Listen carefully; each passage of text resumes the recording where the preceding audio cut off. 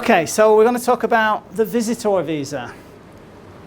There is so much visa gossip and rumour that flows around Hong Kong about what's permitted and what isn't permitted activity as a visitor. I met with a client today who came into me and somewhat sheepishly told me that she had been denied an employment visa 18 months ago, but the employer that she had, they said, well, we don't worry about that. What we'll do is we'll employ you in the office in France, and then the office in France will second you to Hong Kong. So you'll be staying in Hong Kong as a visitor, but you'll be working for the French company. But she's here as a visitor, and the rule is very clear. If you're in Hong Kong as a visitor, you are not allowed to take up employment or discharge a service.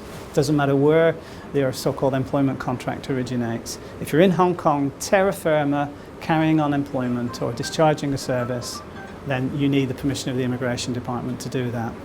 So what is permitted activity under the visitor visa? Well, in the final analysis, it boils down to whether the Immigration Department want to prosecute for breach of conditions of stay or not when they discover a set of circumstances.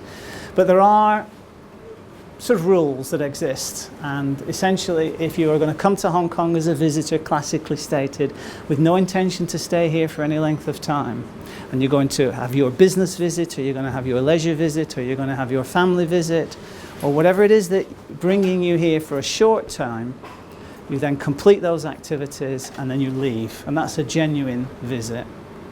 That's permitted activity. On the other hand, if you expect that you will be filing an application for a residence visa in the very near future, and you need to come to Hong Kong to sort out your stuff first, then it is permitted activity as a visitor to engage in activities which are for pre-relocation purposes. So the kind of things that you would do anticipating that you're going to get further permissions from the Immigration Department that will effectively give you the privilege to live here. So things like, in the context of business, you can incorporate a company, but you can't start trading. You can enter into arrangements with people anticipatory of commercial activities in due course prior to issuing invoices. That's permitted activity. You can essentially, if you're going to take up employment, you can do all the things that you would need to do to get ready for your first day of work without actually starting work. So to get ready for your first day of work clearly needs you to be in Hong Kong, and if you're going to live in Hong Kong, you need to have somewhere to live, so you can go out and you can procure accommodation arrangements. That's permitted activity as a visitor. You can get your broadband connected, you can do your get your telephone service organised. Everything that takes you up to but doesn't include actively, if you started a business, trading, or if you're about to start work, actually taking up employment duties. These activities are permitted as a visitor, as long as you don't cross over the line. If you're going to be participating in a trade fair, you can come and you can set up your trade stall, and you can discuss your products and your services with the visitors to your stand at the trade fair. What you cannot do is to open up a till and start selling things across the counter in the trade fair. That is not permitted activity. You can speak at conferences as long as you're not getting paid.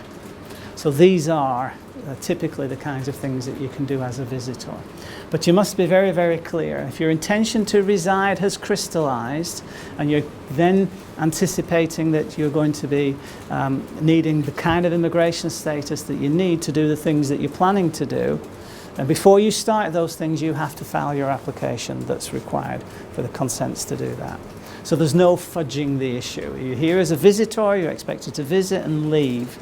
If you're here on something longer than a visitor spell because you're intending to reside and you have another application that you expect to have to make in due course, then visitor status is not specifically relevant if your intention to reside is crystallized. But as I say, ultimately, it boils down to the attitude of the Immigration Department to prosecute for breach of conditions of stay if they discover a set of circumstances that they believe represent people breaching their conditions of stay as a visitor.